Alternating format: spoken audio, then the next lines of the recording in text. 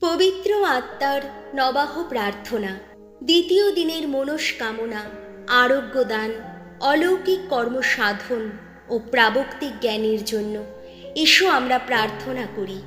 ওগো নবীকরণের আত্মা, আমার মুখমণ্ডলে বিরাজমান হও। তাহলে প্রভু মুখোমুখি আমার সাথে কথা বলবেন এবং প্রভু তার শ্রীমুখ আমার উপর উজ্জ্বল করলে আমার মুখ কমনীয় হয়ে উঠবে। ওগো পবিত্র আত্মা, তুমি সব কিছুরই শ্রোতা। আমার কান দুটি তুমি স্পর্শ করো। প্রতি সকালে আমার কান জাগ্রত হয়ে উঠুক, যেন আমি প্রভুর বাণী শুনতে পাই। ওগো মধুর আত্মা, আমার গলায় বিরাজমান হও, যেন আমার গলায় তোমার বাণীর হার শোভিত হতে থাকে। ওগো বন্ধুৎসল আত্মা, আমার বুকে বিরাজমান হও, যেন আমি যিশুর স্নিগ্ধ স্পর্শ আমার বুকে অনুভব করতে পারি।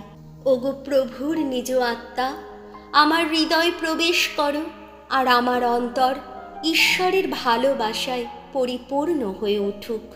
ওগো জীবনদাতা আত্মা, আমার নাকে বিরাজিত হয়ে ফু দিয়ে আমায় তোমার প্রাণবায়ু প্রবেশ করিয়ে আমায় সঞ্জীবিত করো, যেন পুনরুত্থিত যিশুর ফু দেওয়া দ্বারা আমি রূপান্তরিত হই। ঐশ্বপ্রেম লাভের জন্য এসো আমরা প্রার্থনা করি। যিশু, তুমি আমাদের গভীরভাবে ভালোবেসেছ। আমরা যেন একে অপরকে ভালোবাসি, যেমন তুমি আমাদের ভালোবেসেছ।